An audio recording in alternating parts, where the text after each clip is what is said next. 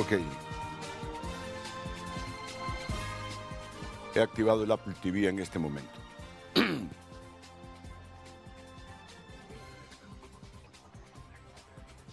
Vamos a ver.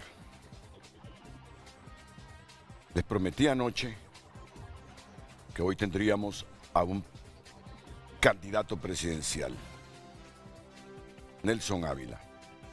Estoy utilizando mi aparato telefónico. Ya está aquí la imagen. Nelson Ávila, presidente 2026-2030, candidato presidencial de la coalición PIN-USD, M5J y PMH. Miren ustedes, tiene un plan de emergencia,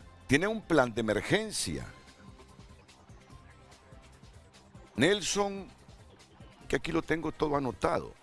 Qué noche la que he tenido. Tiene un plan de emergencia para Honduras. Plan de emergencia para impulsar el desarrollo económico mediante políticas estructurales que fortalezcan el crecimiento del PIB proyectada en alrededor del 4% anual para 2025. Es que esto lo ha venido haciendo él desde hace varios años. Pero ¿hacia dónde va orientado este plan de emergencia?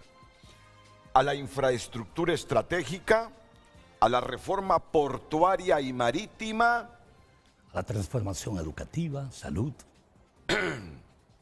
Y ya les voy a decir, en conclusión, el plan de Nelson combina visión económica y territorial proponiendo un modelo de país basado en infraestructura de conectividad continental, crecimiento sostenido del PIB, modernización portuaria y logística y participación activa del Estado y la inversión privada.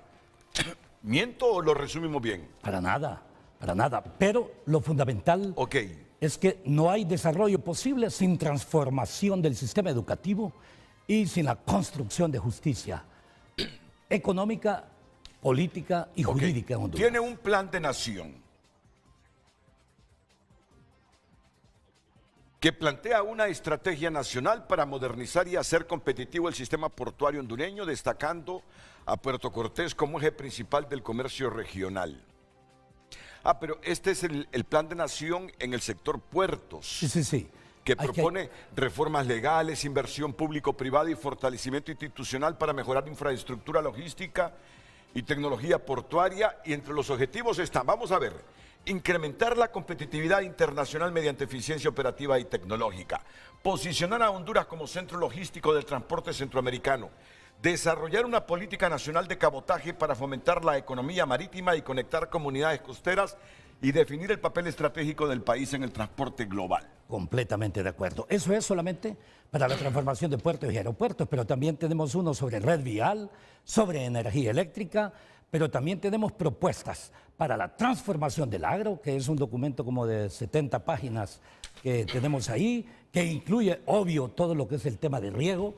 Hay necesidad al mismo tiempo de entender la transformación de todo lo que es la industria manufacturera utilizando inteligencia artificial y atrayendo inversión para otros sectores, más allá de la maquila de hilados y tejidos, pero también la industria de la construcción.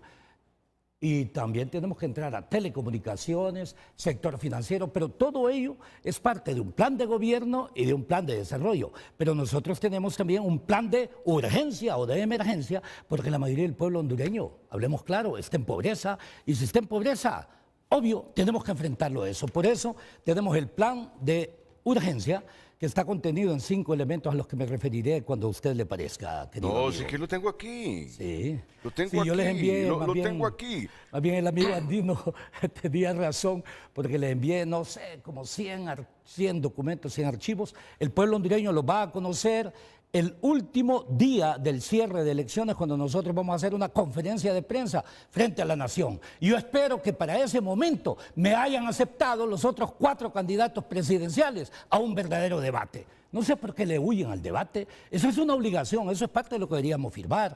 No solamente deberíamos firmar un documento de respeto al voto, sino que el respeto a la voluntad popular, que no es lo mismo. La voluntad popular significa que no debe existir fraudes. ¿Y por qué no se comprometen a no hacer fraudes? Si ya comenzamos con los fraudes en las primarias internas, ninguno de los partidos que participó en las primarias internas debió exceder 500.000 votos. Ok, miren, tiene este plan de emergencia. Con esto va a comenzar.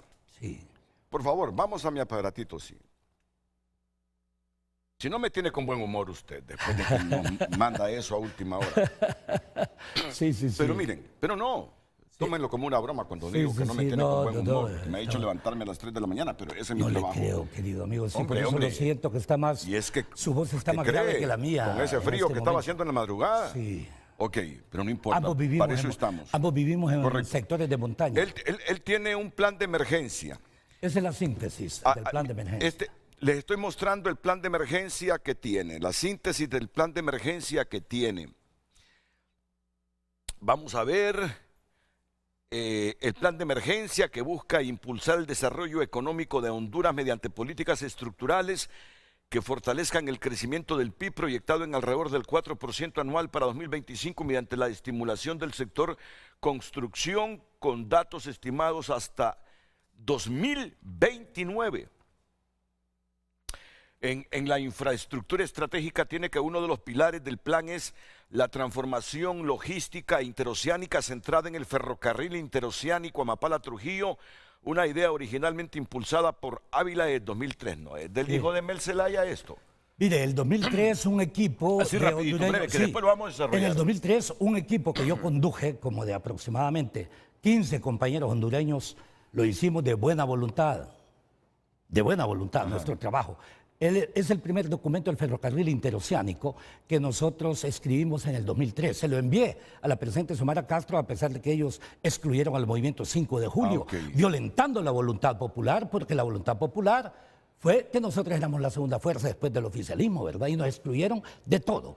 Pero aún así le envié varias sugerencias, entre ellas. La primera, renegocie la deuda de Honduras. La deuda, ¿sabe usted cuánto pagamos por día? En intereses, usted lo sabe. Sí. 140 millones de lempiras por día. Sí. A eso nos ha llevado esta clase política que no tiene ni clase y ni actúa siempre políticamente. Ok, ya me va a ir ordenando todo. Y el otro datos. Es el ferrocarril interoceánico, se lo enviamos, pero para que usted en realidad lo ejecute, tiene que poner gente con conocimiento. Correcto.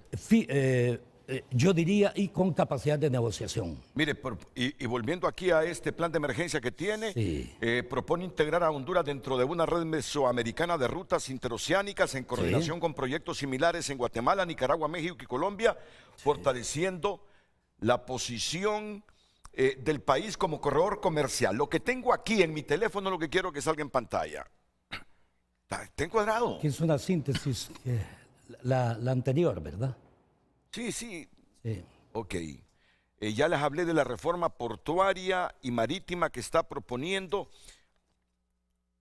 Eso como parte del desarrollo. Sí. En conclusión, el plan de Nelson combina visión económica y territorial, infraestructura de conectividad continental, crecimiento sostenido del PIB, modernización logística y participación modernización portuaria y logística, participación activa del Estado y la inversión privada. En conjunto, la propuesta busca reposicionar a Honduras como un nodo logístico, interoceánico, competitivo y generador de desarrollo humano. Vamos a ver. Documentos, información, ideales, proyectos, sueños. De eso no se van a quejar hoy aquí en Frente a Frente. Sí, y los sueños... De eso no se van a quejar. Los sueños son fundamentales para construir el presente y el futuro. Siempre todo lo que tenemos ha sido en algún momento sueño. El problema es que en Honduras vivimos pesadillas. Tiene listo un plan vial. Sí, un plan de red vial. De 10 puntos claves. Él dice que Honduras mueve su economía por carretera. La red oficial suma 14.036 kilómetros, 21% pavimentado, 79% sin pavimento. En ese momento que lo hicimos. Habla que la red se compone de troncal 23%, secundaria 18% y vecinal 59%. Y bueno, Es un resumen de 10 puntos sobre estas propuestas. Y el tema de energía eléctrica también ahí lo tenemos. Ya vamos a priorizar. Y en materia industrial tenemos como 7 propuestas de programas, desde el talento humano, la reactivación precisamente del sector de manufactura, nuevas tecnologías. ¿Por qué entramos siempre a negociar con otros países en función histórica solamente de los productos que tenemos? ¿Por qué no es posible que en realidad negociemos con los Estados Unidos, con China, con Europa, con quien sea, para la instalación de empresas con producción de componentes electrónicos en Honduras? O lo que es al mismo tiempo la integración de computadoras, o también la industria automovilística. ¿Para qué si ya estamos Puerto Cortés, exportándole arneses y somos primeros solo con arneses? Sí. Que no está malo, no quiero demeritar ni ser irónico. Claro, pero nos hemos quedado solo con cosas así. Por eso es que yo estoy en contra de que muchos de estos elementos se manejen en secretividad. Las negociaciones comerciales no deberían manejarse en secretividad. Ahora, si nosotros produjésemos bombas atómicas o si le parece algunas fórmulas necesarias en la industria farmacéutica, yo la entiendo. Si el Estado de Honduras dependiera de usted para tomar la decisión ahora mismo, firmaría el Tratado de Libre Comercio. Sé que no tiene todos los detalles, pero usted es un hombre muy inteligente, un lector que se mantiene bien informado, que tiene contactos en el gobierno, en la oposición, no digamos, firmaría ese tratado de libre comercio con la República Popular China, con la China continental, así como está, y que para muchos es totalmente asimétrico. Así es. ¿Lo firma? Usted acaba de darme la respuesta. ¿Y sabe quién dijo eso, lo que usted acaba de decir? Hace 2300 años, 300 años antes de Cristo, Aristóteles dijo, en condiciones de desigualdad, las relaciones, bueno, obvio, entre las personas o entre las naciones, para ser justas, deben ser proporcionales y no recíprocas. ¿Qué significa? Es que hay igualdad cuando, por ejemplo, China dice, ábrame todas las puertas a Honduras, y vengo yo y le abro todas las puertas, y ellos me dicen que me abren sus puertas. A nosotros nos destruye completamente, claro, lo que está ocurriendo. A la inversa, nada. Entonces, un trato de igualdad más bien genera una mayor desigualdad. Así que es la cuestión de la proporcionalidad. Así que en esa respuesta, sobre la base de que yo no sé los compromisos que han asumido, yo me daría todo el tiempo del caso pensando en el interés de la nación. Bueno, ayer mismo el ministro de Industria y Comercio, Freddy Cerrato, dijo que ese tratado no se firma en este gobierno. Perfecto, perfecto. No, se lo dijo. Me alegra que haya dicho eso, Freddy. Yo le voy a decir algo. Mira, Freddy, conversemos un día de estos, porque yo sí creo que todos estos tratados no deben manejarse en secretividad en Honduras. El pueblo hondureño tiene que saber qué es lo que ocurre, porque yo le adelanto. Tenemos infinidad de tratados suscritos con algunos países que lesionan la soberanía, la territorialidad en Honduras. Podemos conversar sobre eso. Bueno, y dijo además que el próximo presidente o presidenta del país tendría que pensar 2 veces para firmar ese tratado de libre comercio con China en las condiciones que los chinos continentales quieren. Lo dijo el ministro de Industria y Comercio. Mire, ese ministro estaba preocupado si desde Casa Presidencial le imponían que por decisión política del gobierno tenía que firmar ese tratado de libre comercio con China continental antes de que terminara la administración. Bueno, yo creo que era el principal sufrimiento de Freddy. Espero que renuncie, porque me parece, si es presionado en eso, entonces renuncie, pero ojo, dígale al pueblo hondureño todo. O sea, en qué usted está de acuerdo y en qué no está de acuerdo. Ok, hemos comenzado así como es la cabeza de Nelson Ávila, con un montón de ideas. Con un montón de ideas, pero es que solo estamos... Y las he concretizado. Solo estamos diciéndole lo que vamos a tener más adelante. Tiene una propuesta de salud. Y el eje central es la reforma integral del Sistema Nacional de Salud Pública que busca garantizar el acceso universal, equitativo y digno a la atención médica mediante 5 leyes estructurales. Vamos a ver, vamos a ver. Solo me acuerdo del Seguro Social. Sí, la reforma del sistema del Seguro Social, eso es fundamental. Ya me va a hablar de eso. Sí. Nadie habla de eso en Honduras. Bueno. Ningún candidato habla de eso. Por infinidad de razones que usted comprende muy bien. También tenemos una ley del médico familiar y comunitario, mediante el cual nosotros contrataríamos en toda la nación, y luego le puedo decir cómo lo voy a financiar, cerca de 3.000 médicos que atenderían a 700 familias cada uno por año. Eso le significa 2.100.000 familias de los 2.400.000 familias que somos en Honduras. Cuando leí lo que propone... qué preguntas las que le tengo. Él propone la ley de reforma integral del Sistema Nacional de Salud de Honduras. Él propone la ley del médico familiar y comunitario. Asigna un médico por comunidad para atención preventiva y seguimiento familiar. Duración 4 años. Para ahora lo está proponiendo. Sí, con un presupuesto de 4.800 millones de lempiras. Sí. ¿Para los 4 años o para cada año? Eso representa para cada año. Representa el 1% del gasto total en este momento. La ley de creación y fortalecimiento de los hospitales escuela y especializados. Propone 18 hospitales escuela y 18 especializados con alianzas académicas y cooperación internacional. Y también eso es lo que está proponiendo. Y también una empresa productora de medicamentos genéricos. Ahí está. Yo sé que eso va a generar algún problema para los que importan medicamentos, pero deberíamos entender que el pueblo hondureño en algún momento compra marcas de fábrica, no compra salud. Lo que está comprando es marca de fábrica. ¿Y por qué no podemos para el pueblo hondureño con los más bajos ingresos que el mismo Estado genere a través de la articulación, ojo, de la escuela de medicina, de la escuela de enfermería, y así lo digo, universidad, y al mismo tiempo microbiología en asociación con otras universidades del mundo con especialización en esto para la producción de medicamentos genéricos y que se los dé gratis al pueblo hondureño? ¿Por qué? Porque el dinero es del pueblo. ¿Me explico? Está proponiendo una ley de transformación integral del Seguro Social, del Instituto Hondureño de Seguridad Social. Moderniza el Seguro Social con digitalización, transparencia y cobertura para trabajadores formales e informales. Sí. Duración 4 años, 2026-2030, con un presupuesto de 32.000 millones de lempiras. Pero por lo menos comienza a hablar de seguridad social. Le voy a decir... Por lo menos comienza a hablar de eso, que aquí no habla de eso, como si nunca vamos a envejecer.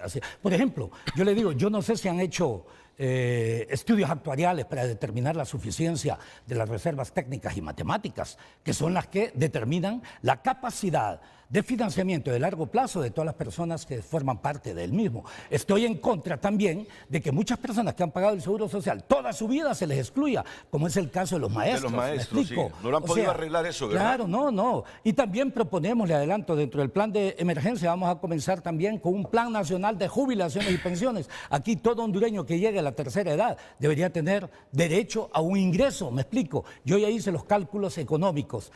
Un hermano mío que es actuario, él se fue de Honduras hacia Chile, ella vive desde hace casi 30 años, porque no encontró aquí condiciones. En Honduras le pedí que me hiciese una evaluación sobre mi cálculo económico para ver si se corresponde con los cálculos actuariales de esto.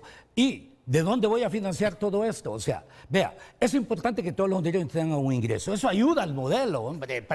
Óigame, si usted le da una jubilación y pensión aparte de las prestaciones que en realidad le corresponden en algunos casos a las personas, eso le mueve el modelo porque hay más consumo, ojo, de productos alimenticios, ¿no es cierto? Porque en todo caso eso no le da mucho para generar un margen de ahorro, entonces casi todo lo hace precisamente para consumo, pero para consumo necesario. Los economistas llamamos el consumo autónomo, entonces, alimentación, educación, tiene salud. Que convertirse en un líder, en un presidente capaz de atraer capitales. Claro, y para ello... No solo los que nacimos aquí, sino traerlos de afuera, crear condiciones para que la gente no le tenga miedo al Estado de Honduras, crear condiciones para que el inversionista que venga desde cualquier lado sepa cuáles son las leyes, promover y actuar en función de la seguridad jurídica, que no lo miren como un presidente monstruo. ¡Ey, ese país es peligroso! Ese país no se sabe para dónde va, le pueden cambiar las reglas.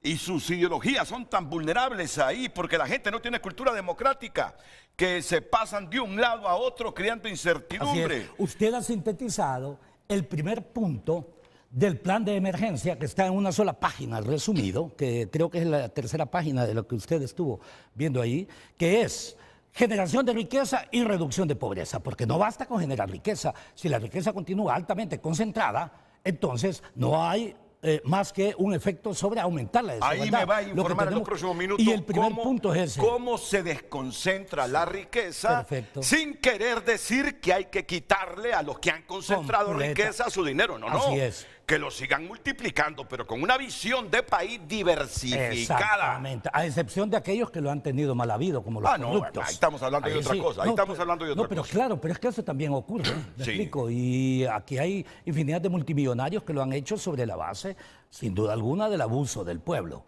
Pero no son todos. Gracias a Dios es un porcentaje mínimo, ¿me explico? Entonces hay que fortalecer, sin duda alguna, el sector privado, pero, ojo, aclaramos que el primer elemento para generar riqueza, usted lo acaba de mencionar, el respeto irrestricto precisamente al marco jurídico existente. Y comienza con la Constitución de la República y las leyes secundarias. Cuando usted violenta la Constitución, si la Constitución dice no a la reelección, no a la reelección. Si la Constitución habla de inclusión del pueblo, usted no va a excluir al pueblo. Si la ley electoral dice algo y usted no ejecuta la ley electoral y hace fraudes y todo lo demás, eso contribuye más bien a alejar la inversión. Si la Constitución dice que somos un Estado con 3 poderes independientes, pero complementarios entre sí, que el Ministerio Público es para esto, que el sistema judicial es para esto. ¿Sabe qué? Hoy vamos a hablar de institucionalidad, por favor. Ese es el primer Creo elemento. que es uno de los principales fracasos. Llegar al poder para cooptar la institucionalidad a favor de sus intereses. No me parece correcto, no me parece honesto. Quienes llegan al poder a cooptar las instituciones para beneficiarse, para apoderarse de ellas, de acuerdo. como si el Estado son ellos cooptando las instituciones. Desestabilizar las instituciones. En el pasado y en el presente. Así es, desestabilizar las instituciones hace que los países sean más pobres. Hay principios y libros sobre... Porque así como lo estoy viendo, nuestras cabezas en este momento son una patastera, como decía Matías Funes. No. La patastera que decía él es que no hay dirección. Aquí hay dirección. No, pero patastera en información y con conocimiento. Ya iba a aclarar eso. Sí. Esta patastera pareciera que es desorganizada, pero no lo es. Así como he comenzado yo, tiene un fin. Decirles todo lo que tenemos que debatir con este hombre hoy, ya aparte lo ha dicho, interesarlos a ustedes, porque este no es un candidato tonto, es un candidato con academia. Y con esto no quiero decir que hay candidatos tontos, no. Cada uno de los candidatos que tenemos en este momento tiene su nicho de potencial, de cualidades. Sí, sin duda. ¿Quién le quita la experiencia empresarial a Tito Afura? ¿Quién se la quita? Es un hombre que ha generado riqueza. Puede discutir usted, porque aquí cualquier riqueza que hay, aquí todo el mundo la pone en el debate. Pero ha generado. Yo sé que es un empresario que siempre ha trabajado en constructoras y todo eso. Narrala. Bueno, es un hombre con academia, con experiencia. Él habla de que fue gerente en la Pepsi, en embotelladora La Reina, pero es un hombre... Y además, creo que es uno de los primeros que puso el tema anticorrupción en boga.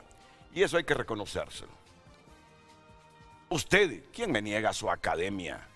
He estado leyendo todo lo que escribe, todas las propuestas que hace desde hace muchas décadas. Aquí no tenemos ningún tonto, aquí tenemos un hombre con mucha sabiduría, que no sé, siendo presidente, sí, será coherente todo lo que tiene en su cabeza, todo lo que escribe, con orden para ejecutarlas.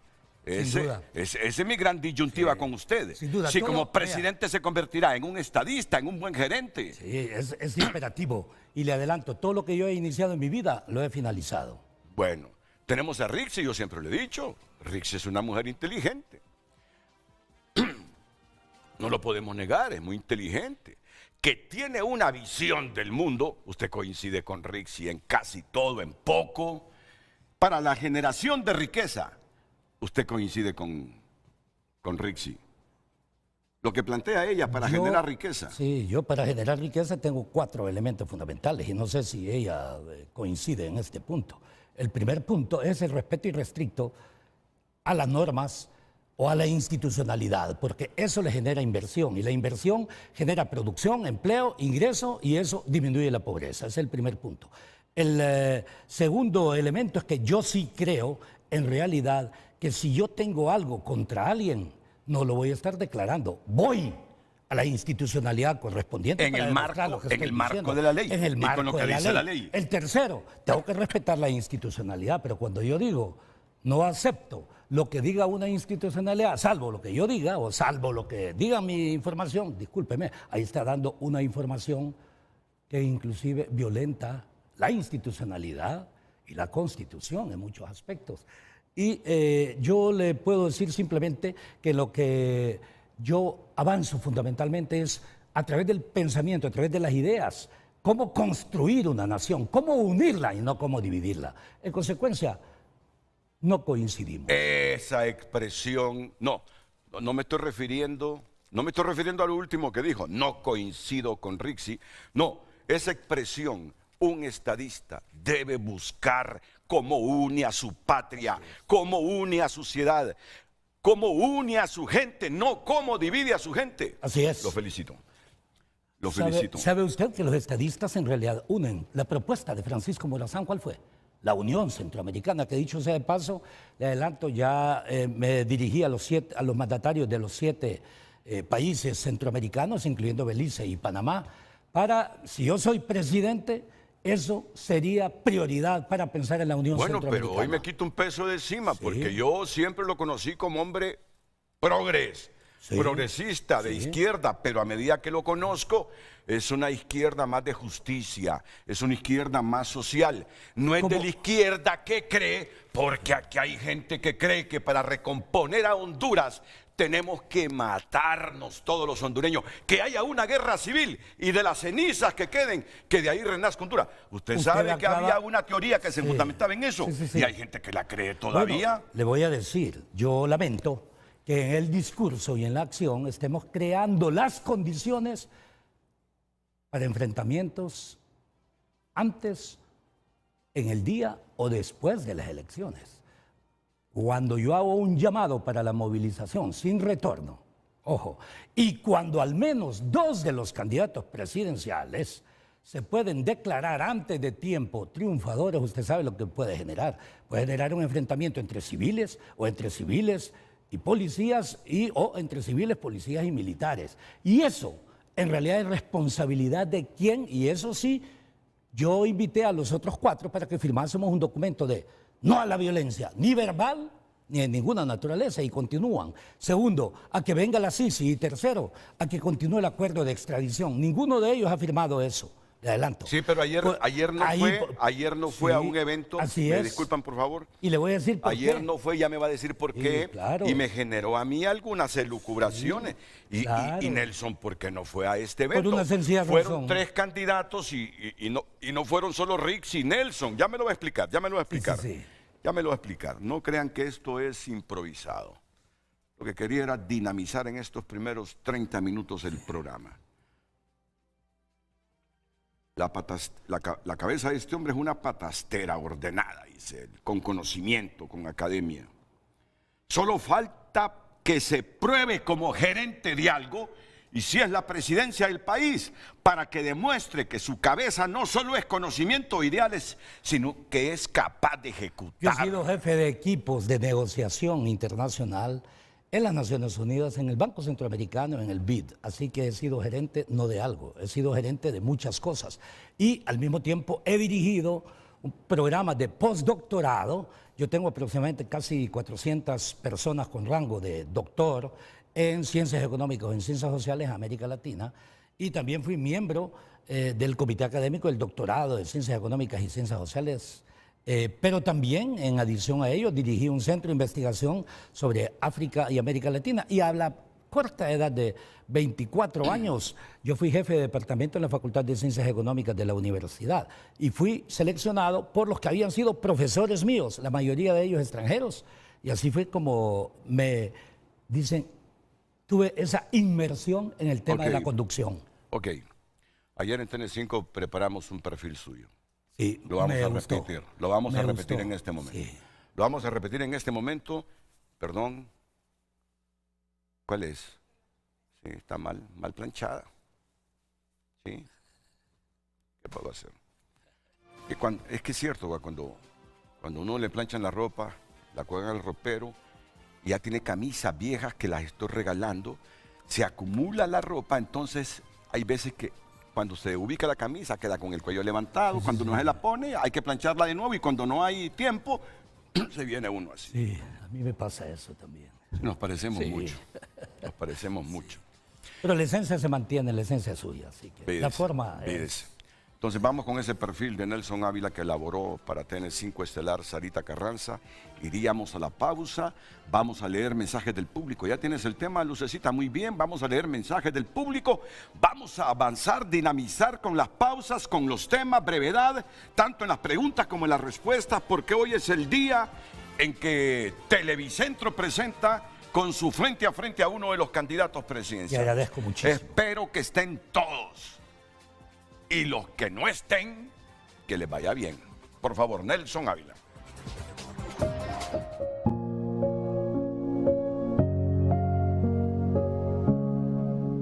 Jovial, optimista y de trato amable, así es Jorge Nelson Ávila Gutiérrez, quien nos abrió las puertas de su casa y de su historia, una vida marcada por la disciplina, la educación y el sueño de transformar Honduras. Recuerda que era un niño de rizos sueltos, curioso, muy estudioso y de sueños grandes, pero con un capítulo que marcó su vida.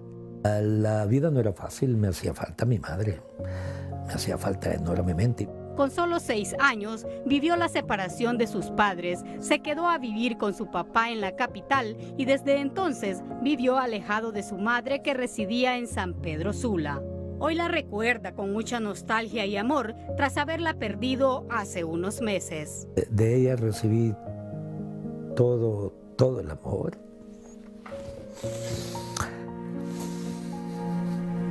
Me recuerdo ahorita de mi madre, la perdí hace unos pocos meses. Por ella, al ingresar a su primaria en la escuela Lempira de Comayagüela, se propuso ser el mejor estudiante, no solo por las notas, sino por una promesa, ver a su madre en cada una de sus vacaciones. Solamente la miraba los días de vacaciones, las Semanas Santas me encantaban porque iba a ver a mi madre en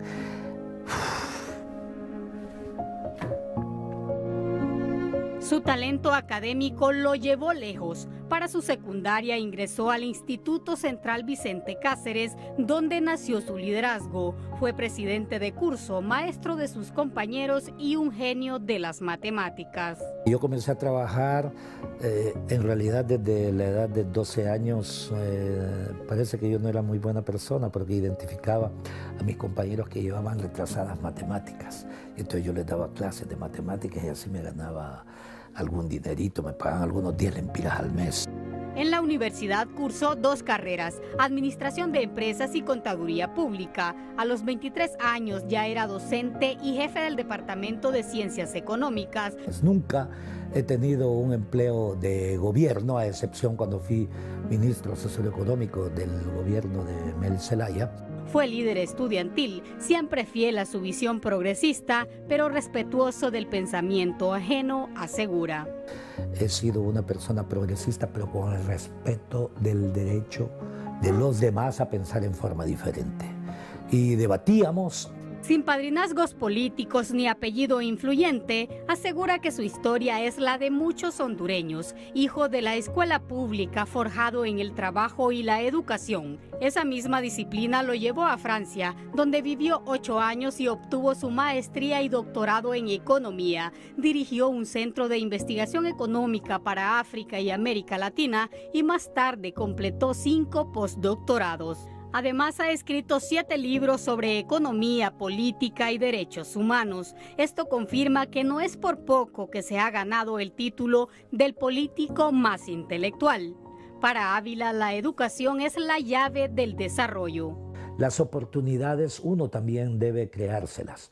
¿Y cómo? A través de la educación. Ese es el mensaje para los jóvenes. Incursionó en política, dice, luego de vivir la época de persecución y desapariciones de los años 80. A pesar de ello, se atrevió a debatir y alzar la voz, lo que le costó un exilio de 5 años y la pérdida de varios de sus amigos por luchar contra el sistema de ese entonces. Los asesinaron, solamente porque de una u otra forma ellos luchaban por un mundo mejor.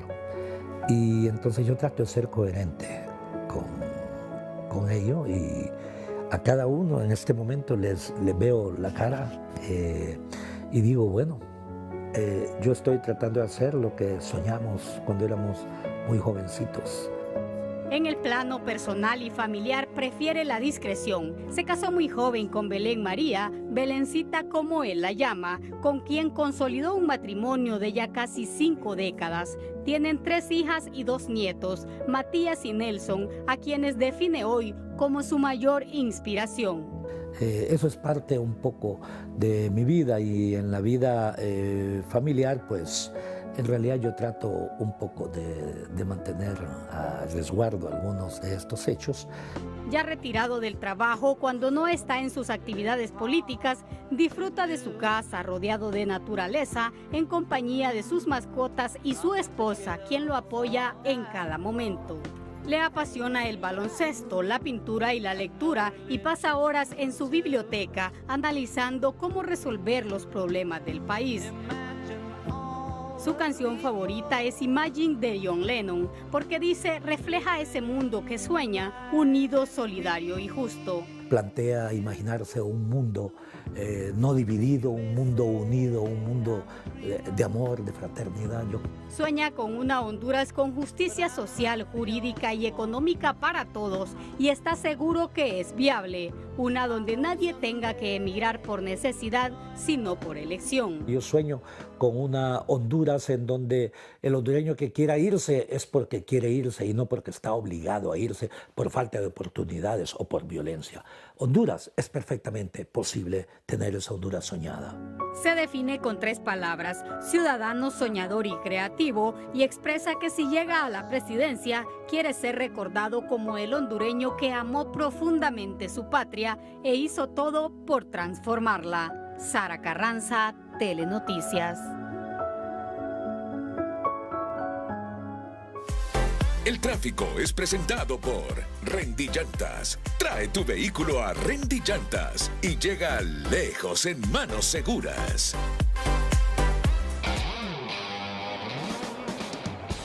Buenos días a todos los televidentes de Frente a Frente, ubicados desde el anillo periférico a la altura de la colonia San Miguel y 30 de noviembre. Usted puede ver en las imágenes un tráfico bastante fluido si usted viene del sector de la 21 de octubre, del sitio de Santa Lucía, Valle de Ángeles y sus alrededores.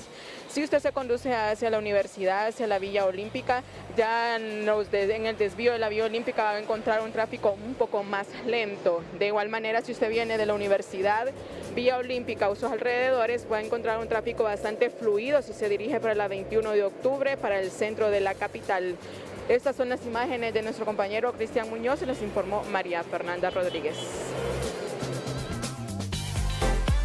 El tráfico fue presentado por Rendy Llantas. Trae tu vehículo a Rendy Llantas y llega lejos en manos seguras.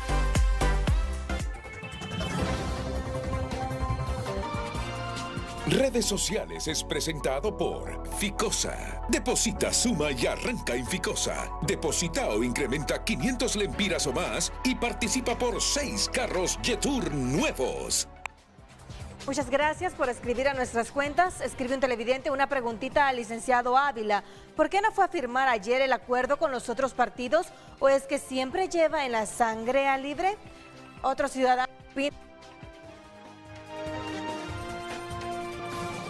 Opinión. Donde el personaje, el Son Ávila.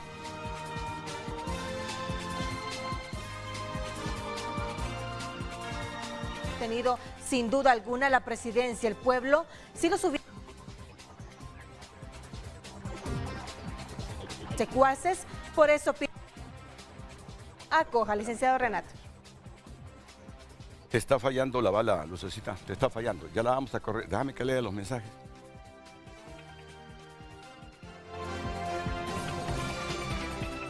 Redes sociales fue presentado por Ficosa. Deposita, suma y arranca en Ficosa. Deposita o incrementa 500 lempiras o más y participa por 6 carros Jetour nuevos. Voy a sustituir por unos breves segundos mientras le corrigen ese problema a Lucecita. Excelente elección del personaje. El señor Nelson Ávila siempre fue una verdadera opción honesta para gobernar Honduras. Lástima que Libre desperdició a esta opción real de haber obtenido sin duda alguna la presidencia. El pueblo sí los hubiera apoyado, pero como primó la ambición política de Mel, Zelaya y sus secuaces, por eso pido al Partido Liberal que lo acoja y les abra las puertas del Partido de las Transformaciones. Les aseguro que gana de nuevo el Partido Liberal. Vamos a ver. No cabe duda que don Nelson es un excelente candidato. Sin embargo, en mi opinión, no es su momento. Es tiempo de unirse con el candidato más fuerte y que preste sus votos. Igual el Partido Nacional se lo debe al pueblo ante tanto daño cometido y que como producto de eso tenemos lo que tenemos. Yo no sé a quién le va a quitar votos Nelson. Si a los libres, A los 4. si al liberalismo, si a la centro derecha. No sé.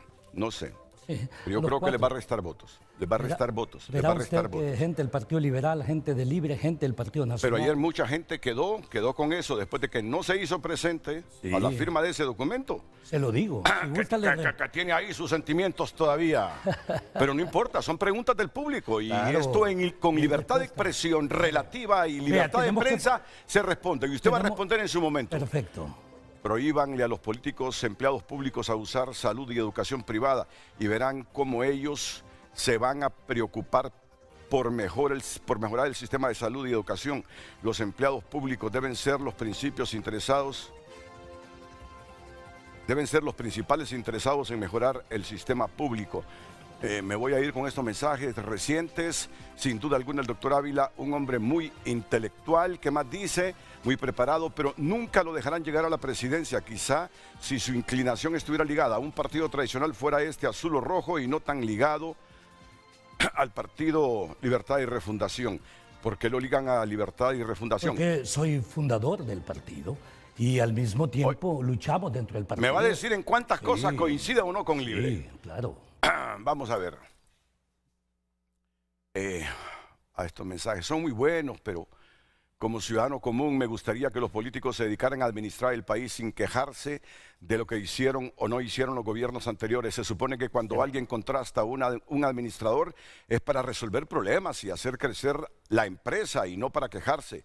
Cosas que me agradaría que se cambiaran o se implementaran en el nuevo gobierno. No endeudar más al país, redirigir los presupuestos, que más mano dura y que se aplique todo el peso de la ley a todo funcionario público sin distingo de color político, que malverse fondos del Estado, cambiar el maligno código procesal donde las penas sean más duras para que todo el que quiera hacer cosas ilegales la piense 2 veces antes de hacerla, que el gobierno que esté en el poder cree las condiciones necesarias que incentiven a la empresa privada nacional o extranjera para que inviertan para el beneficio de la sociedad hondureña, incentivar al campesino para que todas las tierras ociosas sean cultivadas y diversificar los cultivos, crear becas en el extranjero para ser profesionales en carreras que no existen en el país, erradicar las maras y pandillas para bajar los índices de criminalidad, que en cada sucesión de gobierno el entrante le dé continuidad a los proyectos que quedaron pendientes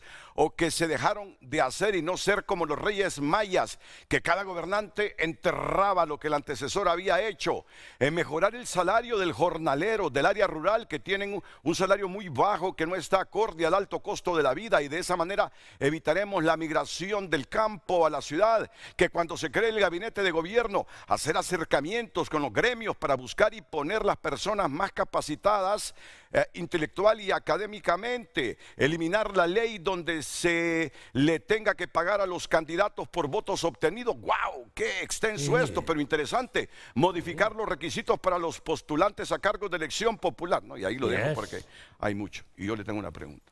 Yo no entiendo cómo un país puede progresar en ese pleito público y privado. Así es. Somos tan incapaces que no podemos generar las reglas y desprendernos de nuestros sentimientos egoístas, ideologizados, como para no entender que solo si hay propósitos comunes, objetivos comunes, entre los obreros, entre los empresarios, entre el sector público, este país puede generar riqueza. Así es. Óigame, Coincido. o usted va con prejuicios a gobernar contra los que crean riqueza. Ya me lo adelantó. Es absurdo. Que tanto el dirigente sindical, que tanto el jefe gremialista, al igual que el empresario, que el trabajador público, quienes anden al margen de la ley y violenten la ley, para eso es la ley. Que tengamos una justicia independiente, que no mire a quién va a castigar. Es que esa es la no definición. podemos hacer eso.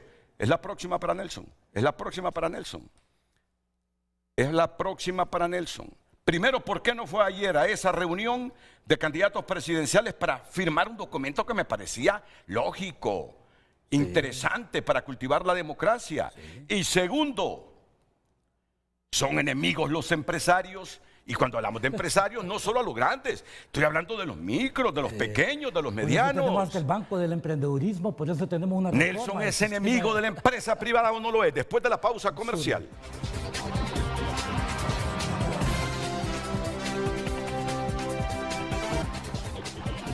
Hoy en tu nota es presentada por Rico Digital, tunota.com, videos. Inundaciones impactan el norte, Atlántida y el Caribe de Honduras. Nasri Asfura promete transformar Honduras con inversión, trabajo y energía limpia. Alianzas Verdes, el Congreso Internacional marca los 10 años de Plantatón HN. Recuerde, comienza hoy a partir de las 9 de la mañana hasta las 4 de la tarde. Estas y más noticias en tunota.com. Hoy en tu nota fue presentada por Farmafácil. Todos los miércoles de canjes, hasta un 40% de descuento en productos de canjes. Tenemos una iniciativa auspiciada por la Plataforma Ciudadana Defensores de Honduras, que ayer promovió una reunión entre los 5 candidatos, pero solo fueron 3. ¿Y para qué? Para suscribir un compromiso por Honduras para defender el voto, promover el respeto a la voluntad popular y llamar a las urnas para un sufragio masivo y contundente. Y no llega Nelson Calix. ¿Cuántas dudas despertó? Nelson Ávila. ¿Cuántas dudas generó que se haya ausentado de ese compromiso Nelson Ávila? Primero miremos lo que pasó ayer, que nos lo cubrió Ulises Aguirre. 3 de los 5 candidatos presidenciales firmaron este martes el Convenio Democrático por la Defensa del Voto, una iniciativa de la Plataforma Defensores de Honduras para que en las próximas elecciones generales se respete la voluntad popular. La firma de este Convenio Democrático es un acto de honor y compromiso, donde los candidatos presidenciales dejan a un lado sus diferencias para abrazar un mismo juramento: respetar y hacer que se respete la voluntad del pueblo hondureño. Una firma en medio de un ambiente electoral crispado y polarizado, con actores más interesados en espantar al elector de la urna que en atraerlo. Un llamado desde este escenario para salir a votar masivamente, sin miedo ni dudas. Es un recordatorio a todos los hondureños de que hay que votar masivamente y cuidar el voto. ¿Qué significa? Que a las 4 de la tarde, después de que usted votó, vaya al centro de votación y participe, sea veedor cuando empiece la cantada de los votos. El pacto establece la intención de los candidatos de defender el voto ciudadano, promover el respeto a la voluntad popular y asegurar un proceso electoral limpio y confiable. Y no es firmando un papel o hablándolo del diente al labio, es haciéndolo con hechos. Esa es la única manera de defender la democracia. El convenio también incluye el compromiso de capacitar a sus representantes en las mesas electorales y de respetar los resultados finales emitidos por el Consejo Nacional Electoral, siempre que estos se desarrollen bajo los principios de legalidad y justicia. No permitan el fraude, no permitan el robo, no permitan que se violente la voluntad del pueblo. El pueblo ya decidió. La declaración concluye con el llamado a ejercer el sufragio y a poner a Honduras por encima de los intereses partidarios. Un recordatorio, dice el texto del convenio, que la patria solo se construye desde la unidad y no desde la confrontación. Bueno, Nelson me está diciendo que ayer Narrala, ahí en ese evento, dijo comunista El Pino y comunista libre. Bueno, pero olvidémonos por un momento de eso. Le diré. ¿Por qué no fue? La democracia es más que votar. La democracia es un proceso complejo que significa en realidad la construcción de un Estado para todos. Y eso es importante entenderlo. Y comienza por el respeto irrestricto a la voluntad popular. Respetar el voto no significa respetar la voluntad popular. Yo a ellos les propuse también que firmásemos desde hace tiempo una acción mediante la cual nos comprometíamos a varias cosas. Una de ellas es el respeto irrestricto a la voluntad popular. ¿Qué significa? No haga fraude. Claro. Así es. No solamente hay que respetar lo que vota la persona, porque ¿de qué sirve que voten las personas y usted les hace fraude? Discúlpeme, y se lo digo y se lo reafirmo, demuéstreme lo contrario. En las primarias e internas, los 3 partidos cometieron fraude. Nadie debió exceder de 500,000 votos. Y hay algunos que llegan a 1 millón, otros cerca de 1 millón y otros a 800,000. Dejémonos de cosas. Entonces, ¿por qué no se comprometen a no hacer fraude? Ese es el primer punto. Y eso me parece importante dentro de la voluntad popular. Segundo punto, ¿por qué no se comprometen a disminuir la violencia política? Porque la violencia política va a generar enfrentamientos ciudadanos. Y la violencia política se genera también hasta declaraciones verbales como esta, la que yo acabo de expresar. Lo dijo Narrala, ¿usted lo escuchó? Sí, yo lo vi, exactamente, lo escuché y todo lo demás. Entonces, el punto es el siguiente. Yo les estoy invitando a los otros 4 candidatos presidenciales para que usen la razón, usen la inteligencia y usen el corazón. Cuando ustedes hacen que prime el hígado, es una analogía la que yo hago, entonces lo que van a tener es más violencia. Pero ¿sabe usted por qué eligen esa estrategia? Porque con esa estrategia no se comprometen, voy a decir. ¿Y qué tiene que ofrecer el tripartidismo si ha tenido el tiempo para haber transformado la nación? Podríamos decir, el Partido Liberal no lo ha podido tener desde el 2009, lo cual es cierto. Pero ha hecho acuerdos de toda naturaleza para que transforme la nación desde el legislativo o desde sus corporaciones municipales, ¿no es cierto? El Partido Liberal, si no mal recuerdo yo, tiene más de 100 alcaldías. Pero ¿no es cierto? Tiene corporaciones, exitosas. Sí, claro, pero eso debería significar transformar. Entonces, el primer punto es, el problema no es firmar. El problema es ejecutar lo que se promete. Mi pregunta es, ¿por qué no fue? Por eso, por lo que le digo, porque me parece completamente insuficiente, en realidad, el respeto solamente, según ellos, al voto popular. Ajá, ¿y por qué ustedes no se comprometen a no hacer fraude? Segundo, ¿y por qué ustedes han excluido a no menos del 15% de la población? Le adelanto, si nosotros somos serios, estas elecciones son inconstitucionales. ¿Sabe por qué? Porque la Constitución lo que le plantea es la inclusión de todos los ciudadanos. Bueno, entonces todas las elecciones han sido inconstitucionales. Sí, claro. Pero no nos metamos a eso. Permítame. Es que tuvieron la oportunidad de poderlo demostrar. A usted yo le envié una propuesta del blockchain. Con el blockchain nosotros no excluimos al 15% de la población migrante que está en el exterior. Se está refiriendo al tema electoral, del voto masivo, inclusivo. Del voto masivo inclusivo. Y usted sabe muy bien que con el 15% de la población existente en el exterior se determinan resultados. ¿Por qué no los integran? ¿Por qué en consecuencia también ellos no aprobaron el blockchain? Con el blockchain no hay posibilidad de fraude de nadie. Nelson, dejemos eso ahora. Ya le explica por qué no fue.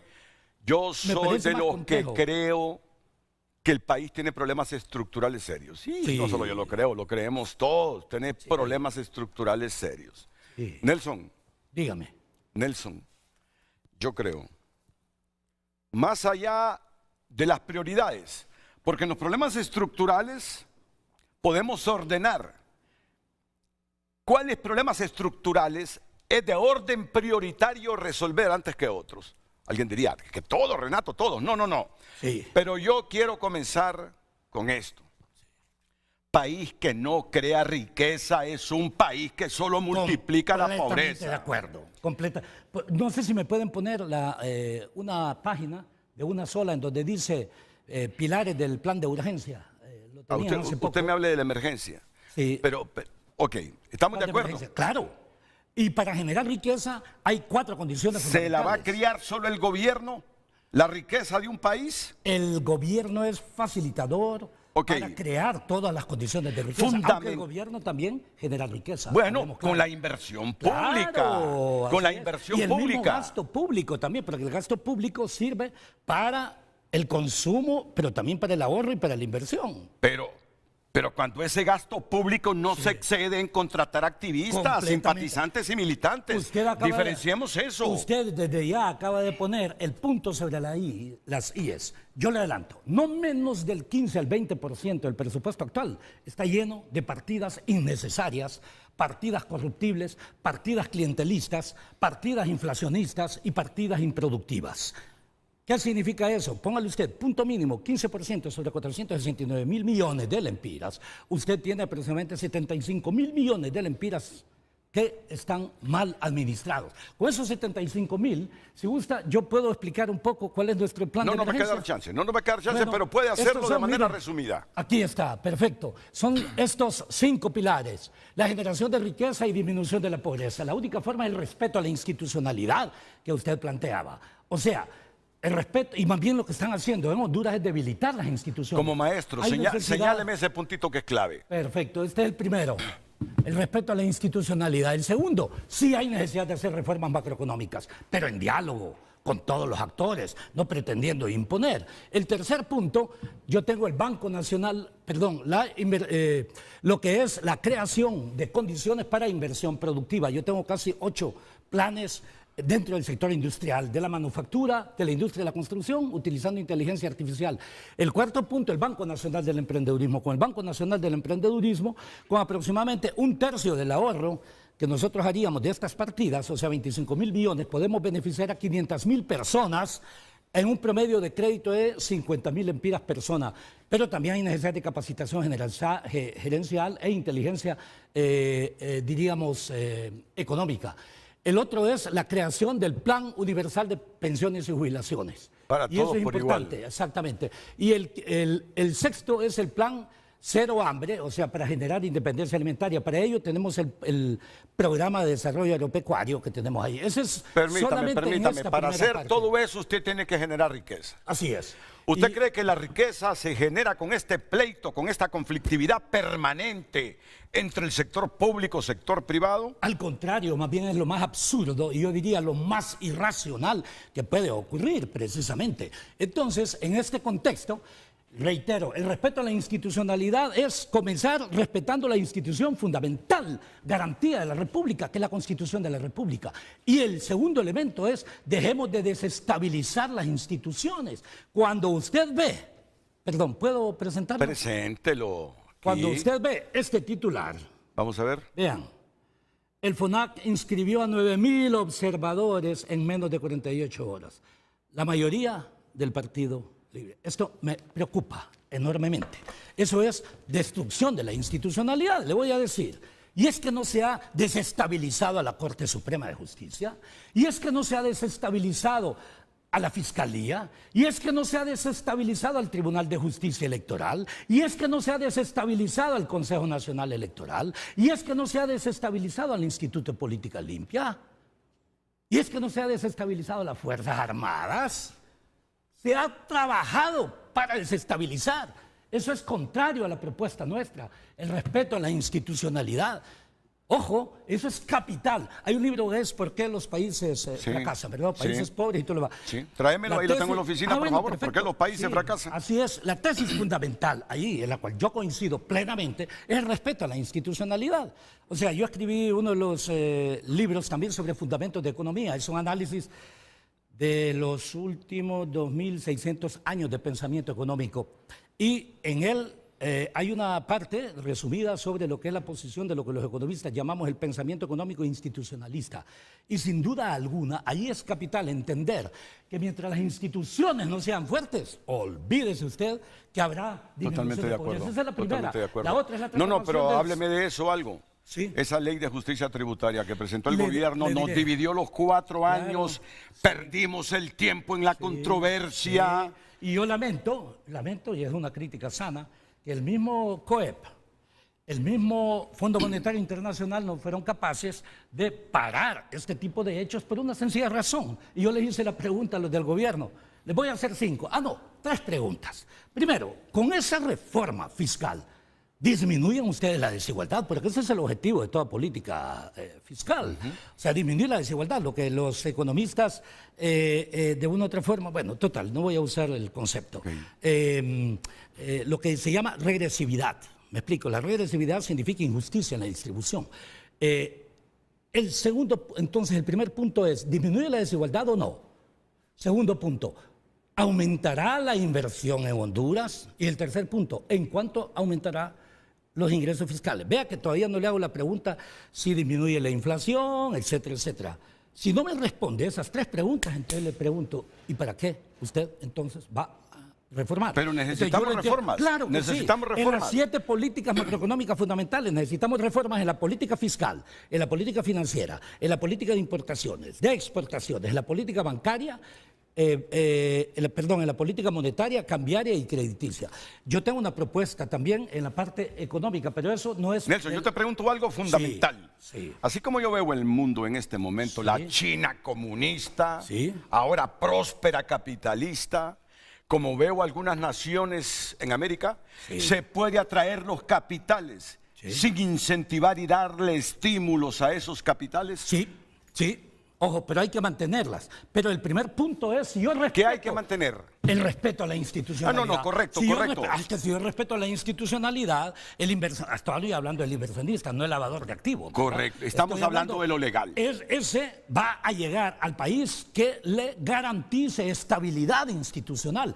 En adición, hay que hacer, sin duda alguna. Yo no estoy Pero mi pregunta es, hay que dar también ¿valen incentivos? los incentivos en estos tiempos para quienes invierten? Claro que sí, pero ¿de qué sirve que usted dé incentivos si no tiene institucionalidad? Correcto, estoy de acuerdo. Ese es el punto. Pero repito, ¿son válidos los incentivos a quienes invierten? Así es. Y le voy a decir, y esto le doy una recomendación precisamente, si les parece, a quienes hablan tanto de ello. Si usted ha visto que algunos han abusado de esos incentivos, ¿y por qué no les aplica la justicia? ¿Por qué no lo lleva a la acción judicial? No que penalizan a toda la sociedad inversionista sobre ese tema. Es más, yo le adelanto, yo también soy partícipe de una revisión de las imposiciones, o sea, de las tasas impositivas. Y es más, ¿bajarías impuestos, Nelson? Claro que sí. ¿Bajarías impuestos? Es más, yo tengo aquí, yo no sé si se los envié, pero perdón, sí se los envié, la ley del monotributo.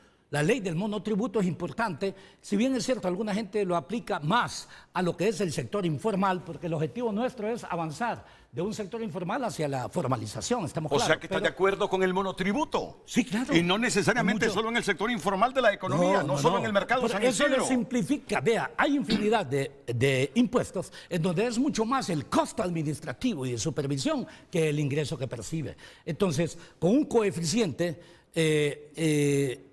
se puede determinar precisamente la aplicación de ese monotributo. Ahí está la ley del monotributo. Como también, ojo, planteó la bimonetarización en Honduras. O sea, el dólar es una moneda que de hecho circula en Honduras, ¿no es cierto? Entonces la bimonetarización similar a como existe en Panamá.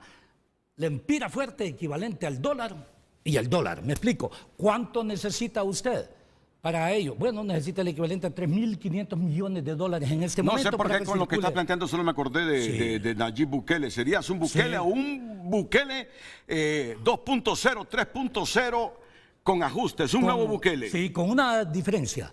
Yo atacaría simultáneamente el problema de la inseguridad, no solamente por la parte coercitiva, como él lo hizo y era correcto hacerlo, sino que también por la parte de prevención, que es lo que nosotros llamamos acá inteligencia preventiva en materia de seguridad.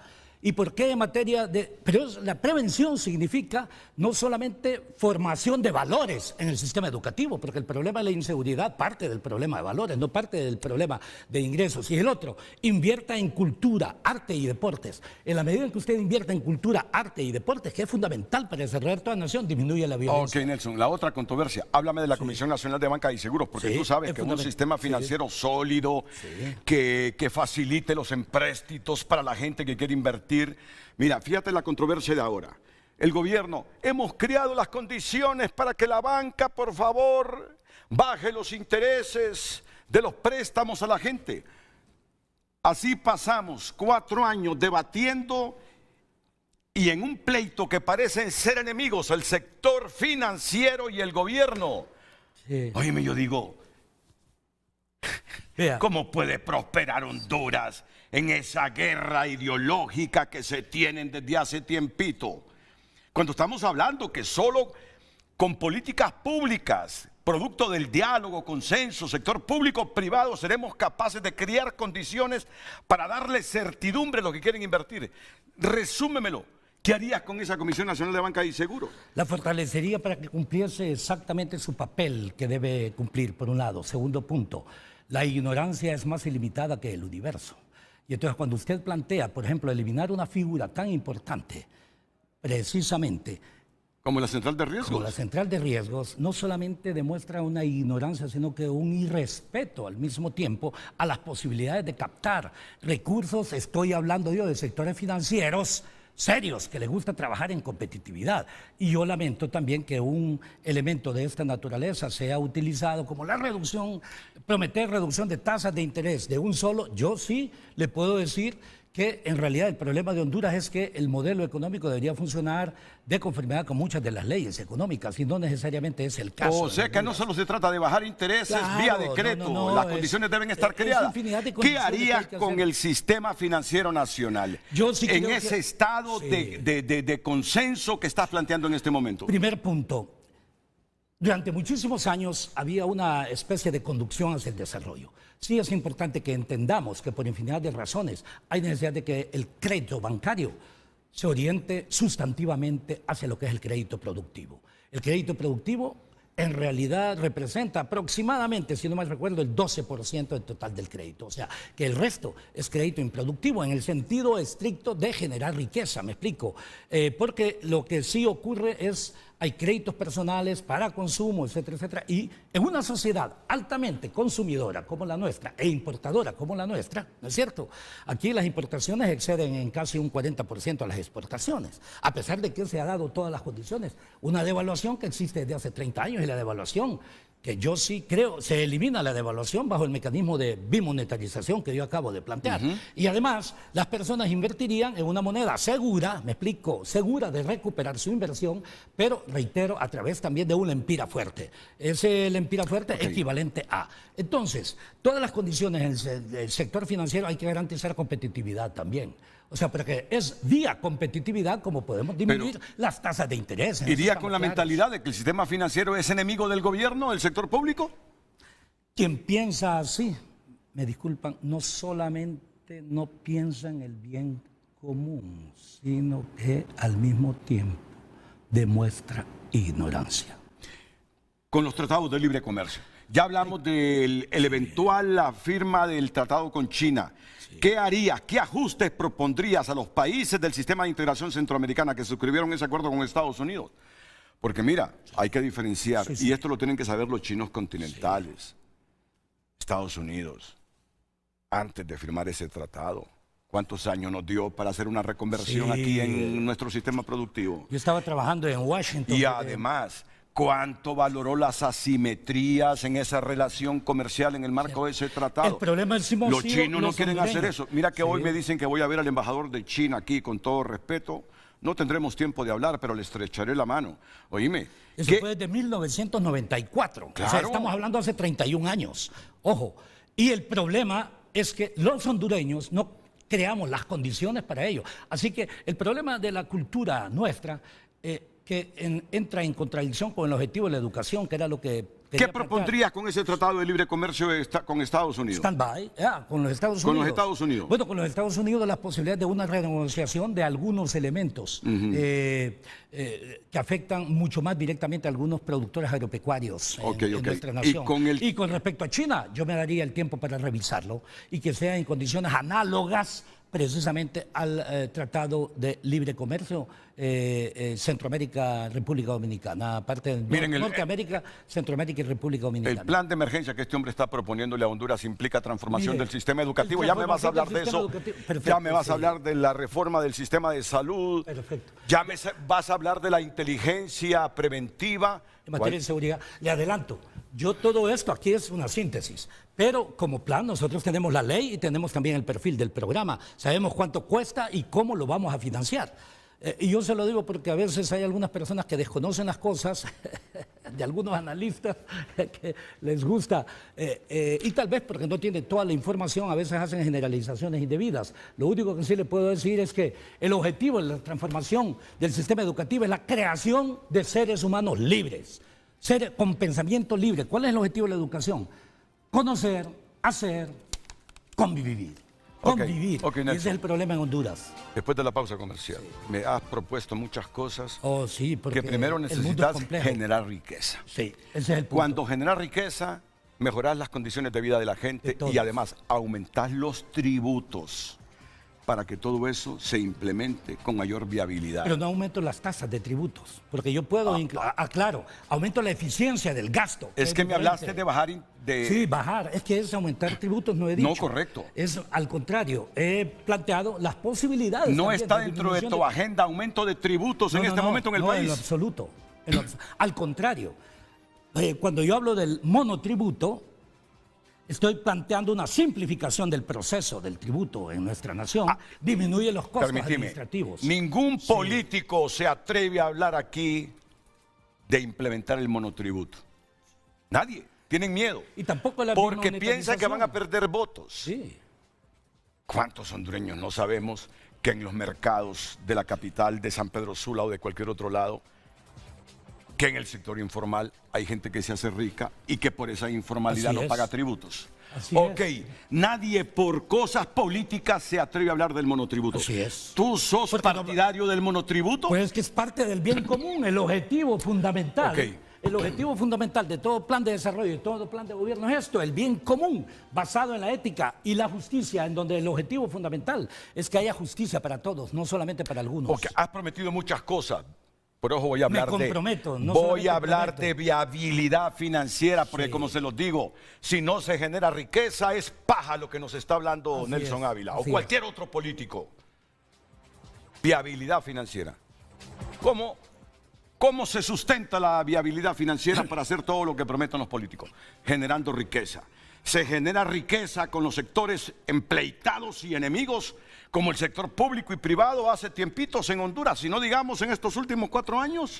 Pero lo fundamental es esto, el respeto a la institucionalidad. Si no se respeta la institucionalidad, no hay institución financiera externa que venga a Honduras. Mira que coincidimos en muchas cosas. En muchas cosas. ¿Sabes por qué? Porque ambos pensamos en el bien común. Si nosotros pensamos en el bien común, que es el objetivo de la política, de la economía, del derecho y de la justicia, no nos equivocamos. ¿Sabes cuándo nos equivocamos? ¿Sabe, querido amigo? Cuando pensamos en el bien de nosotros como individuos, o de nuestra familia, o de nuestro grupillo cercano. ¿Sueñas más con hacerte rico dentro del gobierno o dejarle riqueza a la gente? Vea, tengo deudas. ¿Tienes deudas? Sí, tengo activos. ¿De cuántas son tus deudas? ¿A cuánto llegan tus deudas? Equivale como al 5% de mis activos. Lo que pasa es que la mayoría de mis activos, como buen economista, que yo he querido ser de una u otra forma, he invertido en activos de no fácil realización, pero de alta plusvalía, me explico. Pero eso es diferente. ¿Y por qué digo esto al hablar de este tema? Bueno, porque precisamente de lo que se trata es de entender que todo modelo económico tiene que estar basado precisamente en un equilibrio entre lo que es la propuesta, el compromiso, el conocimiento, las posibilidades de hacer, pero sobre todo la visión estratégica. Y si no hay esos 5 elementos que lamentablemente yo diría nos hacen falta en nuestra nación, entonces esta nación está condenada. Lucecita, pero yo sí creo que hay salidas. ¿Qué tal el flujo de mensajes, Lucecita? Muy bueno. ¿Cómo? Muy bueno, muy bueno. Muy bueno. Claro que sí. Bueno, eso me llena. Porque el flujo de mensajes, claro, hay veces que los call centers nos cooptan, ¿verdad? Y puede ser una herramienta no creíble de audiencia. Pero cuando tú me dices hoy que tenemos un flujo de mensajes muy bueno, tú sabes cuando los call centers cooptan estas herramientas. Hoy hay pluralismo, inclusión. Sientes que de todos lados están viniendo mensajes. De todas partes. Todo tipo de opiniones. Todo tipo de opiniones, claro. ¿Y qué así es? ¿Qué así es? Bueno, déjenme ir a una pausa. Y luego, que este hombre desarrolle eso. Adelante. Que este hombre desarrolle eso. Y esto es el plan de emergencia, no es el plan de gobierno. O sea, es parte del plan de gobierno y es parte del plan de desarrollo, pero es lo que yo voy a hacer en los 100 días de gobierno. Es más, el día que yo asuma, si el pueblo hondureño me unge como tal, porque aquí algunas personas se confían, algunos son populares por el partido que tienen, me explico, o sea, un partido que tiene ya estructura, dinero, etcétera, etcétera, aparecen en primeras encuestas, pero el pueblo hondureño no debe seleccionar entre los menos peor, debe seleccionar aquellas personas que sean capaces de transformar su medio. Tiene que generar ruptura con el pasado para transformar las sociedades. Ok, volvemos.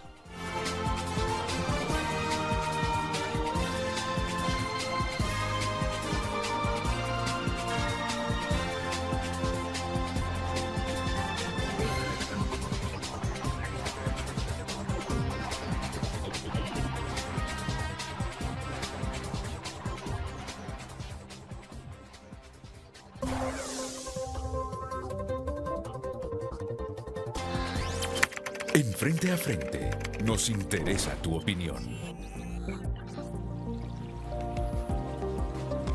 Más mensajes a través de X. El doctor es un buen candidato y si quiere llegar a ser presidente va a tener que abrazar una de las dos banderas políticas más grandes para cumplir ese objetivo. En el seguro no hay radioterapias para los pacientes con cáncer y las necesitamos. No tenemos dinero para pagarlas en clínicas privadas. Como Nelson no va como presidente de los 3 partidos llamados grandes, qué lástima, escribe este ciudadano. Buenos días, si el doctor Ávila todavía ofrece convertir la deuda nacional de la Banca de Honduras a interés más bajo. Pregúntele a Nelson Ávila, ¿qué haría él con las empresas que lavan activos? Mire, Renato, don Nelson tiene deudas y es un economista. Es ahí donde las personas que vivimos fuera no entendemos cuando ellos hablan de economía. Saludos desde Nueva York. Buenos días, el nuevo gobierno deberá modificar la ley en el Congreso Nacional para restarle ese poder absoluto que tiene el presidente del Congreso. No es posible que se maneje capricho del presidente y partido político de turno. Desde La Ceiba, saludos al mejor candidato y el más apto para la presidencia de este país. Aclaro, soy independiente. Buen día, Nelson Ávila, el mejor candidato para gobernar a Honduras. Vamos a ver otro mensaje. El compañero Nelson, buen economista, mal político. En estas circunstancias es mejor estar neutro que volver al pasado. Pino SD, escribe este ciudadano. Otro mensaje. Buenos días, que tenga cuidado, don Renato. Nelson se le acerca demasiado. Lo puede golpear, dice. Tiene otro mensaje. Vamos a ver, don Renato, está sobrepoblado la planilla de gobierno. El impuesto empresarial es nada más y nada menos que pagos públicos, escriben los televidentes. Los economistas que tienen deudas son malos economistas, dijo un televidente. El punto es que la gente llega fácil. Mi deuda equivale al 5% de lo que tengo. Ok.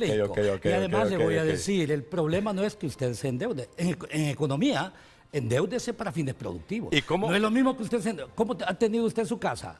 Claro, endeudándome, claro, preguntarle al IPP, preguntarle a don José Rafael Ferrari. Claro. ¿Cómo reformé mi casa? Claro, es lo mismo he hecho yo. Ahora, si usted se endeuda para consumo, ojo, eso es improductivo. Entonces, la persona que escribió eso, en realidad entendió una parte parcial, o tal vez fue irresponsabilidad mía al no aclarar. ¿Y cómo trasladas la deuda externa, la deuda pública externa de Honduras, interna y externa? Sí. ¿Tú crees que es coherente ese endeudamiento en el que hemos caído? No es coherente. ¿O es pésimo administrador el Estado? Pésimo administrador desde la perspectiva en que la mayoría de la deuda no ha servido para transformar la nación. Claro. Ese es el problema. Es que hemos modificado sustantivamente el sector educativo, es que hemos disminuido la pobreza como debe ser, me explico, no a través de cambios de metodología de medición. Okay. No te acerques mucho ahora porque mira que la gente interpreta y no me gustan esas elucubraciones de alguna gente. ¿Sabes qué?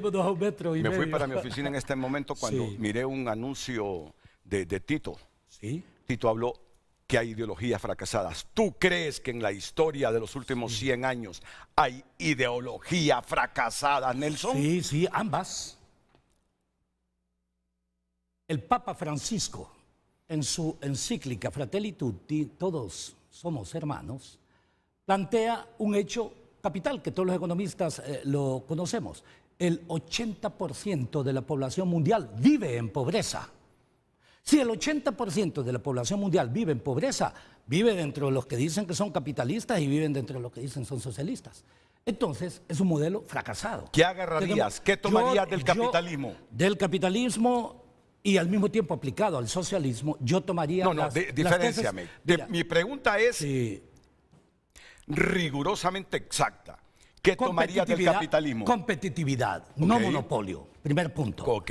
Y segundo, la puesta en ejecución de políticas macroeconómicas keynesianas, que es lo que se aplicó en la post-segunda guerra, precisamente en los países más desarrollados del mundo. ¿Cuáles son los países más desarrollados del mundo? Eso no significa el más poderoso en el mundo, significa más desarrollado. Esos son los países nórdicos. Y los países nórdicos, en realidad, han demostrado que las políticas distributivas, pero generadoras también de riqueza, en primera instancia, para poder distribuir hay que generar riqueza. ¿Qué tomarías del socialismo?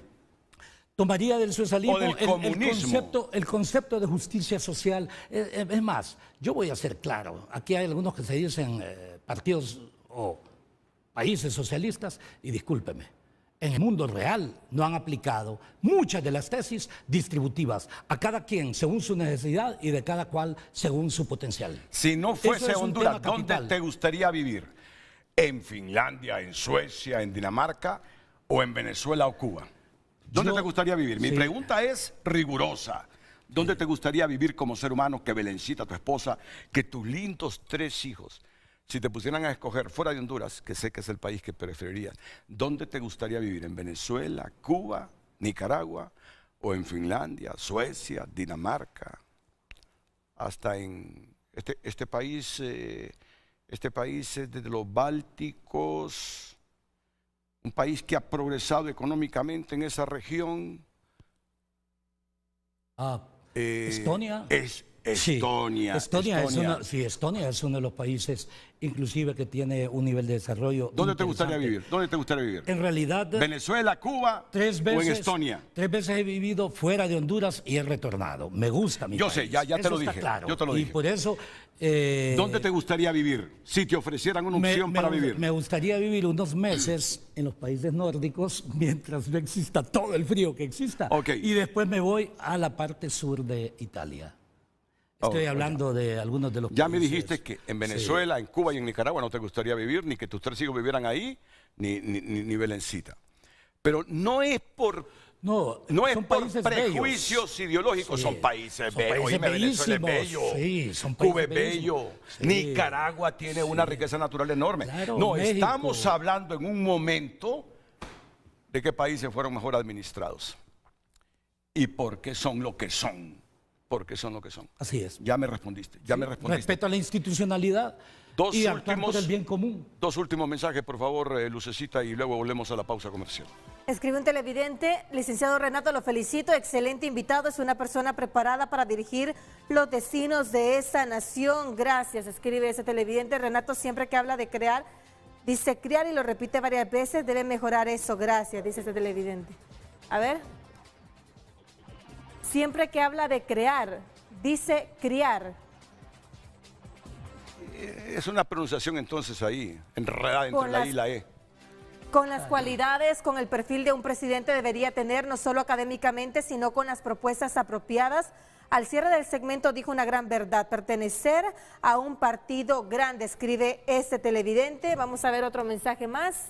Buen día, el precandidato presidencial Nelson Ávila, el más idóneo para administrar Honduras, habla con datos y basado en la ciencia. Los demás son demagogia, infusión de odio y promesas vacías. Nelson debe utilizar más las redes y llegar presencialmente a los lugares donde los partidos tradicionales y libres no permiten, con métodos blandos, que su proyección justa e inclusiva llegue. Nelson plantea gobernar para todos, así debe ser, un gobierno para todos. Son algunos de los mensajes a través de WhatsApp. Recuerde que también puede opinar a través de Frente a Frente HN en X. En Frente a Frente nos interesa tu opinión.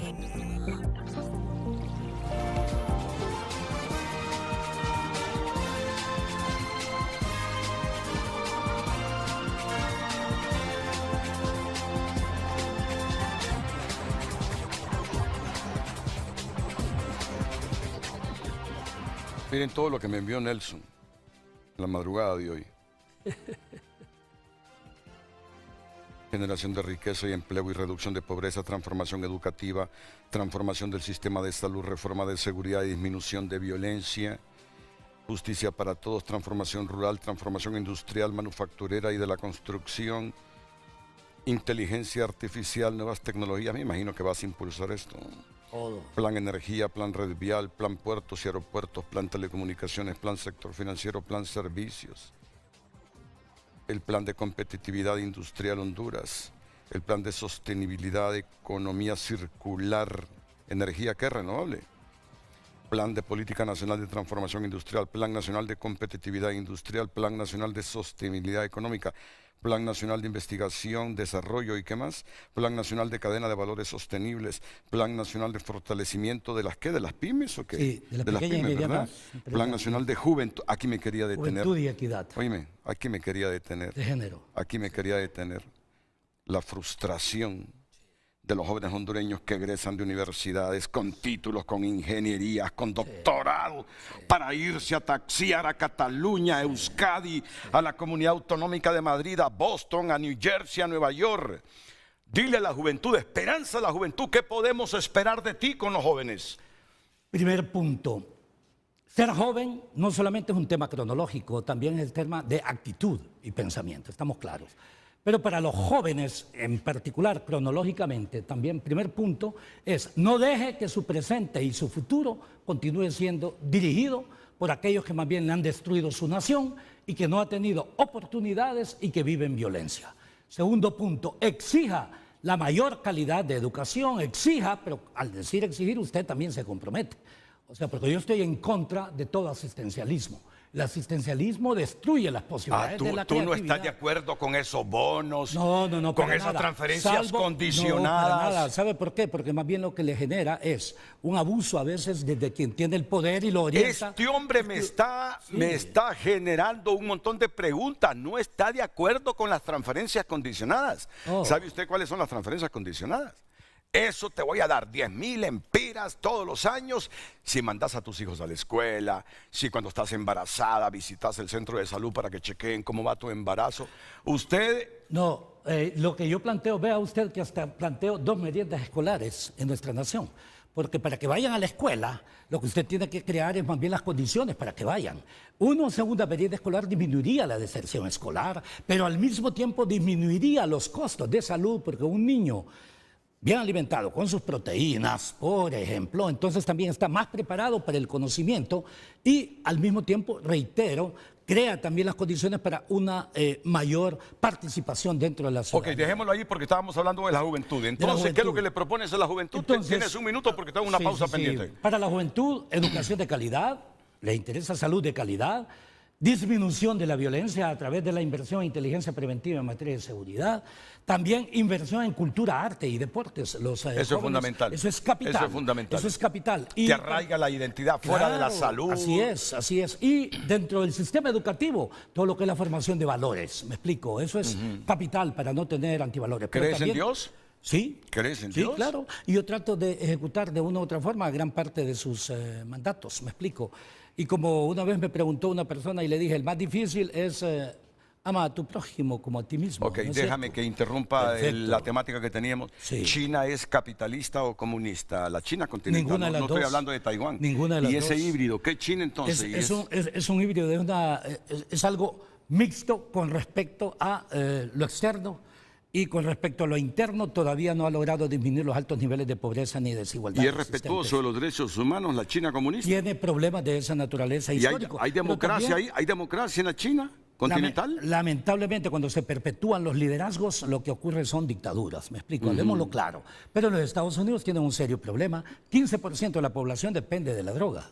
Sí, es que el capitalismo ha generado un montón de defectos. 15% de la población del país más poderoso del mundo está en pobreza. ¿A dónde preferiría vivir? ¿En China comunista o en Estados Unidos? En ninguno de los dos, mejor. Yo ya viví. Por favor. No, ya viví. ¿Y si solo tuvieses esos dos países? Bueno, si estuviese en esos dos países, viviría un tiempo en uno y otro. ¿Sabe por qué? ¿Por qué? Bueno, yo he estado en la China y hablemos claro, como sociedad, es la sociedad más organizada que existe. Sí. Ustedes saben que si quieren investigar si llovió, por ejemplo, el día, por decir algo, 15 de marzo del año 200 antes de Cristo, ustedes tienen esa información, porque es una sociedad que durante casi, a partir de ahora, y recorremos casi 4.500 kilómetros hacia atrás, es capaz de estructurar su propia historia en ese momento. Así que es una sociedad, claro. Que la historia, que la historia y la cultura de ellos es muy disciplinada. Historia y cultura. Así es. Historia y cultura. Por eso que le digo yo que me gustaría entonces vivir una buena parte. Óigame, le voy a decir, un proyecto que hace 3.600 años decidió la sociedad china, como fue la construcción de la muralla china, ¿cuántos kilómetros, ¿cuántos kilómetros tiene? Eso demuestra visión estratégica. ¿Y en el sistema político por cuál te inclinas? ¿Por el de China comunista o por el de Estados Unidos? Me inclino mucho más por el de los Estados Unidos, por una sencilla razón. Porque yo no creo precisamente en el concepto de dirección desde un solo partido. Eso es violación de la libertad de pensar y violación al mismo tiempo, reitero, de la democracia elemental. Nos has dicho que no sos comunista. Es que hay una cuestión. No sos extremista. Es que hay una cuestión, es que en el mundo real, el mecanismo es la confusión entre lo que es el poder y la política. En los países nuestros inclusive, y en esos países se confunde la política. Vea, la Constitución de la República, que dice en su artículo, creo que es el 3, ¿verdad? El poder reside en el pueblo, ¿no es cierto? Perfecto. ¿Qué es lo que está diciendo la Constitución? Está diciendo que el poder es colectivo. En ningún momento la filosofía política plantea que el poder es individual, porque eso es equivalente a dictaduras o autocracias, me explico. Lo mismo que la política. La política está hecha para resolver los problemas, como es la propuesta general que nosotros tenemos, y no para crear caos, que es lo que se ha hecho en el mundo real nuestro. ¿Por qué? Porque no son políticos, perdón que lo diga. Pero desde las primeras concepciones de la política, que eso ocurre aproximadamente 600 años antes de Cristo, con Clístenes, Solón y después Platón, Aristóteles, Sócrates también, la teoría del Estado justo. La teoría del Estado justo existe 300 años antes de Cristo. La teoría del Estado ideal también existe 300 años antes de Cristo. ¿Y cuál es el objetivo? Todos dicen el bien común. Ahora bien, la pregunta, ¿es que todos operan con el bien común? No. O sea, si operasen con el bien común, entonces no tendríamos tanta pobreza, no serían sociedades tan desiguales. Déjame ir a una pausa porque también estoy recordando que cuando esa transición en Panamá con el canal, tú eras presidente de los trabajadores del BID y jugaste un papel muy importante. Sí, y fui jefe del equipo técnico para la devolución de todas las propiedades que tenía los Estados Unidos desde 1900 hasta el año 2000. Y a partir de ahí nosotros elaboramos todo un plan regional en Panamá. Ahí conocí los problemas que estamos viendo en este momento, hace 30 años, sobre Panamá. Así que hemos... Vamos a la pausa.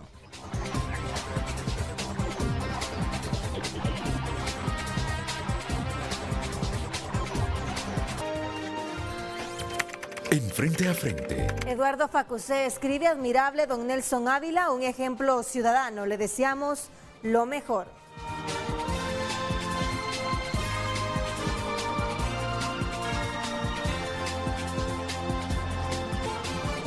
Bueno, Lucecita no me encontró el libro que le pedí. En algún lugar está, en un lugar está. Pero me trajo este de Ben Ansel. ¿Por qué fracasa la política? Se lo recomiendo. Este hombre, 4 días antes de las elecciones, va para Perú porque le van a entregar un honoris causa allá en una universidad peruana. ¿Sí? En 15 segundos. No, es una universidad de... ¿De dónde? De Israel.